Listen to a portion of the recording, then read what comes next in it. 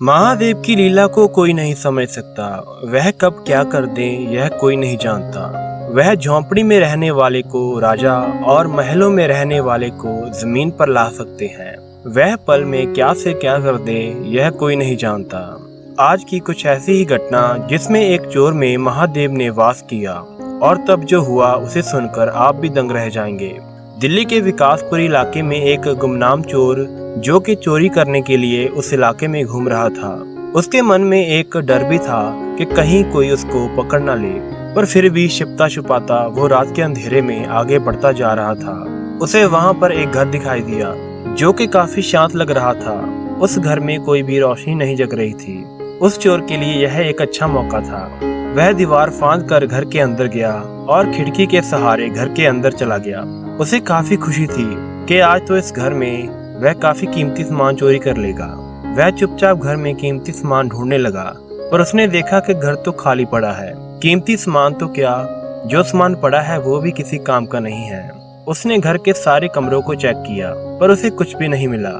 उसे लगा कि शायद उसने आज एक गलत घर चुन लिया है। वह वहां से जाने के लिए निकलने ही वाला था कि उससे पहले उसे घर के कोने से कुछ आवाज आ रही थी। वह उस कोने की तरफ गया तो उसने वहां पर एक बुजुर्ग इंसान को कुर्सी पर बैठे देखा। कमरे में एक छोटे से बेड और कुर्सी के अलावा कुछ नहीं था और कमरे में सिर्फ लालटेन की रोशनी थी। वह चोर वहां से निकलने ही वाला था कि उसने देखा कि वो बुजुर्ग काफी मुश्किल से कोई चीज चबा रहा है। ध्यान से देखने पर उसे पता चला कि वह एक सूखी लकड़ी जैसी रोटी थी जिसे वह पानी में डुबो कर खा रहा था। चोर को यह बात काफी अजीब लगी। वह कमरे का दरवाजा पार करके उस बुजुर्ग के पास चला गया। बुजुर्ग उसे देखकर थोड़ा सा घबरा गया। उसने चोर से पूछा कि तुम कौन हो। चोर ने कहा कि बाबा, मैं एक चोर हूँ, घर लूटने आया था, पर आज शायद मैंने गलत घर चुन लिया है। बुजुर्ग ने सहमी हुई ध्वनि में कहा कि इस घर में तो कुछ भी नहीं है। उस चोर की तरफ सूखी रोटी बढ़ाते हुए उसने कहा कि मेरे पास तो बस यह सूखी रोटी ही है, अगर तुम्हें यह चाहिए तो ले जाओ। चोर ने बताया कि मेरी आंखों से आंसू बहने लगे। महादेव की कृपा मुझ पर होने लगी। मैंने उस बुजुर्ग से पूछा कि बाबा, आपका घर तो इतना बड़ा है, पर फिर भी तुम ऐसी जिंदगी क्यों व्यतीत कर रहे हो? तो वो बुजुर्ग बोला कि यह सब मेरे कर्मों का फल मुझे मिल रहा है। कुछ सालों पहले मैं बहुत शराब पीता था। मैं अपनी पत्नी और एक बेटे के साथ यहाँ पर रहता था। मेरी पत्नी भगवान शिव की काफी बड़ी भक्त थी। मैं उसे शराब पीकर पीटता था और उसे मंदिर में पूजा करने भी नहीं जाने देता था। एक दिन वो दुनिया से चली गई। घर में मैं और मेरा बेटा रह गए।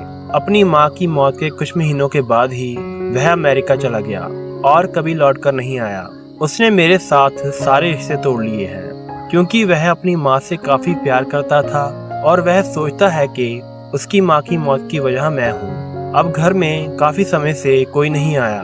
पड़ोसी कभी कभार खाना दे जाते हैं, पर अब 5-6 दिन हो चुके हैं, वह भी खाना देने नहीं आए।